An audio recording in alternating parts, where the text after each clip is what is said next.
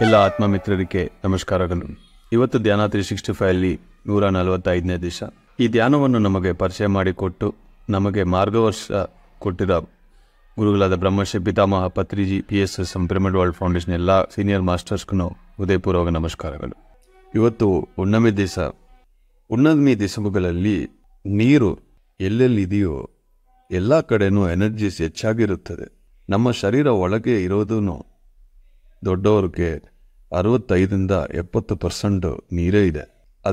ಹಂಗಾಗಿ ನಮ್ಮ emotions trigger ಆಗುತ್ತದೆ ಹುಣ್ಣಿಮೆ ದಿವಸಗಳಲ್ಲಿ. ಯಾವಾಗಲೂ ಹಿಂದಿನ ಜನ್ಮದಾಗಲಿ ಚಿಕ್ಕ ವಯಸ್ಸಿಂದ ಈ ಹಿಡನ್ ಇಮೋಷನ್ಸು ಸಬ್ಕಾನ್ಷಿಯಸ್ಸಿಂದ ಎಲ್ಲ ಸರ್ಫೇಸ್ ಆಗುತ್ತದೆ. ಆ ಸಮಯ ಹೆಚ್ಚು ನಾವು ಧ್ಯಾನ ಮಾಡಿದರೆ ಅದರಿಂದ ನಾವು ಹೊರಗೆ ಬರೋಕ್ಕೆ ಈಸಿ ಆಗುತ್ತದೆ. ಧನ್ಯವಾದಗಳು. ಹೆಚ್ಚು ಸಮಯ ಧ್ಯಾನ ಮಾಡಿ, ಟೈಮ್ ವೇಸ್ಟ್ ಮಾಡಬೇಡಿ. Signing off your meditation coach Ayyappa Pindi. ನಮಸ್ತೆ.